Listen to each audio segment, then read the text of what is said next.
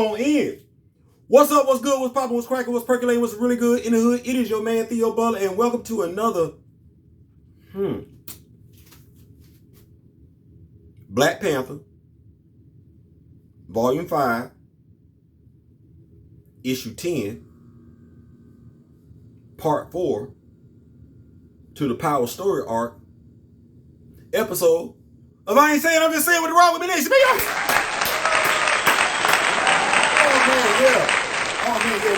We continuing it. Yeah, this is the prelude to the Doom War and everything like that. We still talking about Black Panther. We still talking about Shuri. We still talking about T'Challa. We still talking about Ororo. We shedding some light on some darkness in regards to how Princess Shuri became the Black Panther. So yeah, we're gonna continue the story arc and everything like that. I'm gonna come back and holler at y'all. Hold on. All right. Before we begin, do y'all see this beautiful cover by Paul Renard? Like, this is a beautiful cover.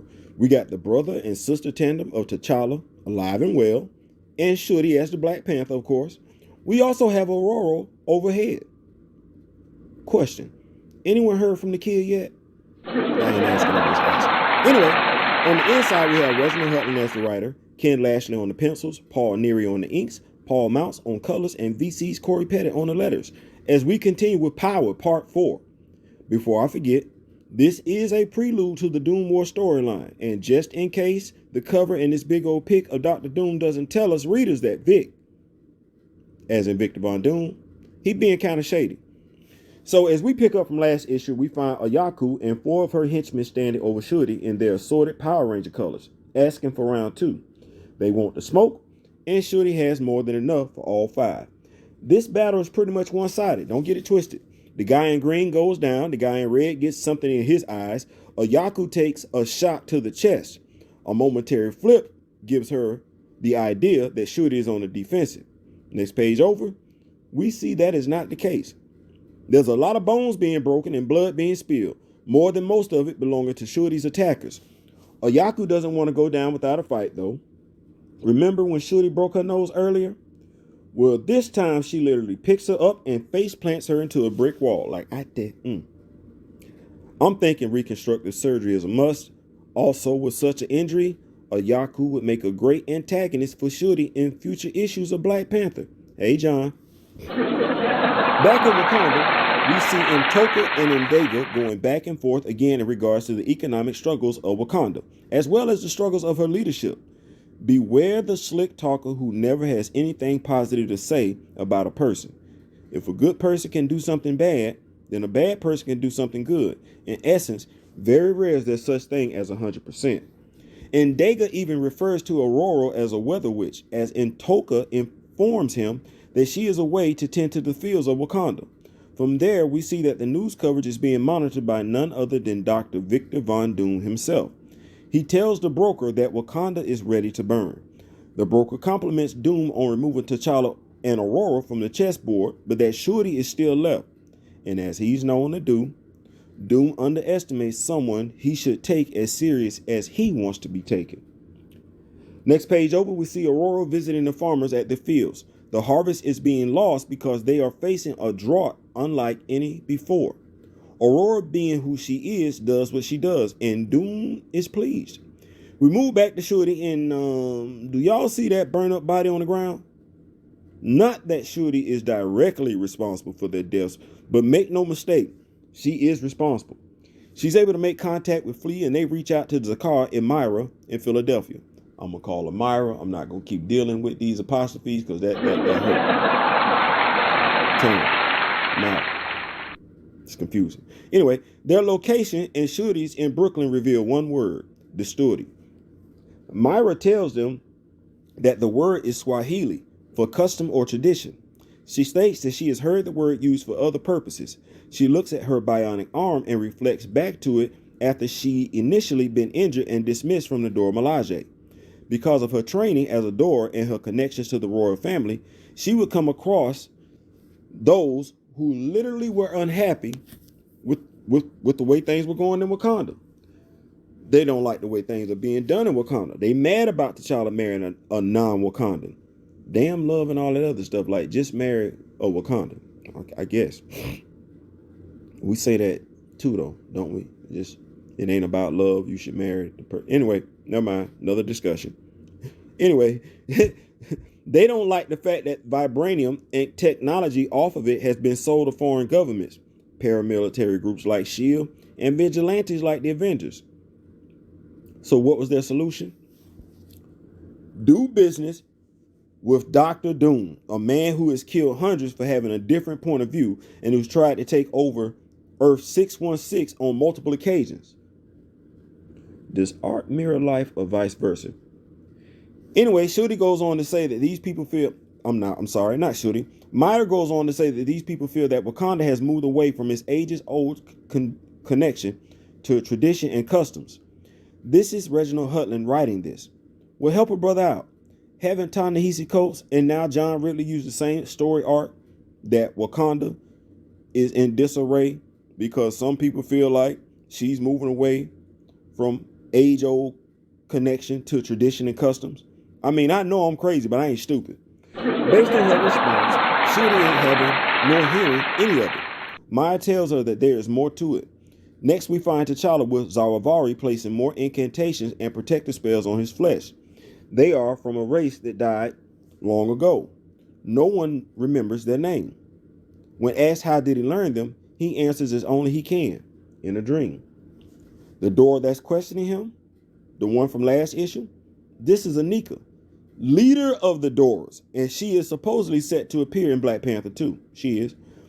As other acolytes begin to gather themselves, she cautions him, T'Challa, of believing in tricks and the dangers of the spells. T'Challa assures her that though he is ready. Zaravari hopes so as he has assembled his strongest students to test the king of Wakanda. With that, they unleash their full energies on the son of T'Chaka. Next page over, Shuri is being brought up to speed by Ororo. She has brought rain to tens of thousands of fields, tens of hundreds of fields, tens of fields. But the ground won't hold the water as if it defies nature itself. Here, Shuri asks, has she spoken to T'Challa? That he is the scientist of the family. We know this is not true. Both of them are the scientists and the warriors of the family, so we're not doing that. This seems to be a prevailing thought with writers, though, in that they do not know how to write both characters as being smart and physical. These issues do not plague the Bat family, and that laundry list of heroes is more than too deep. It is. Nevertheless, Aurora reveals that T'Challa has barely spoken to her since they returned from Limbo. He hasn't even revealed who attacked him. There's a reason for this to be revealed later. In the meantime, we see the broker observing their conversation from afar. As Aurora laments about not knowing who T'Challa is anymore, we see him still being mystically assaulted by Zaravari's acolytes to the point where Anika calls for them to cease. Zaravari stalls her out. She tells him she doesn't believe in his dark ways. Please peep this out and take this to be constructive. He's her elder. She can feel how she feels, but she's not the expert. She's not even a novice in this area. Not only is he older than she is, but he's also been doing this longer, practicing what he's practicing, than she's been alive, longer than she's been adored. And his loyalty can't be shaken. It's to T'Challa, and he knows that to save T'Challa is to save Wakanda. So he has gladly embraced the darkness.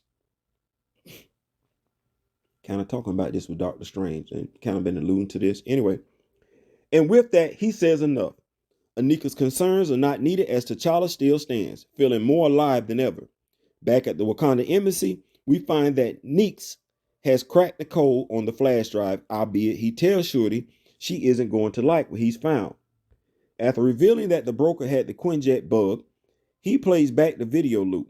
Although spotty, the time code verifies the footage was taken seconds before the onboard system shut down. In piecing the footage back together, they hear and see what T'Challa recognizes as Namor, the Submariner. So what does Shuri do?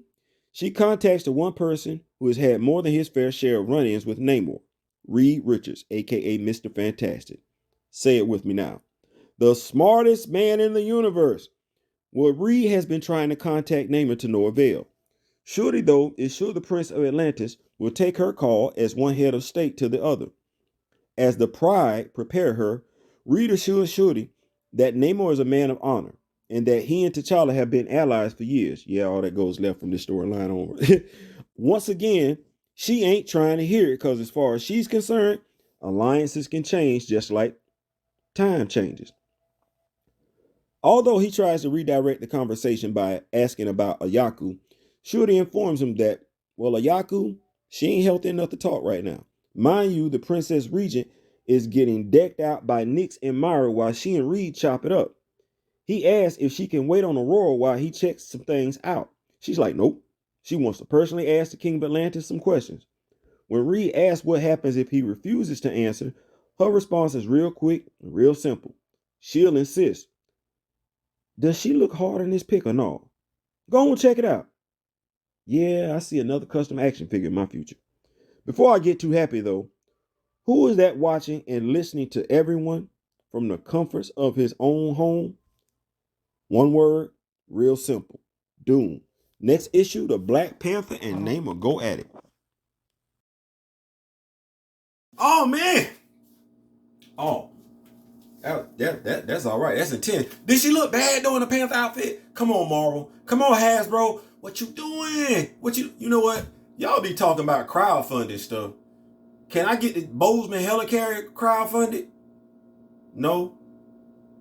Can I get the Wakandan Talon crowdfunded? No. Can I at least get the Quinjet crowdfunded? Like, y'all doing this thing over here with G.I. Joe. Like, I pledge my money if we can get an Avengers Quinjet, like, no, dead ass. Like, a Guardians of the Galaxy. Like, what is y'all doing? Anyway, listen, that's my time. I'll come back and holler at y'all later on the day. I ain't saying, I'm just saying. Peace.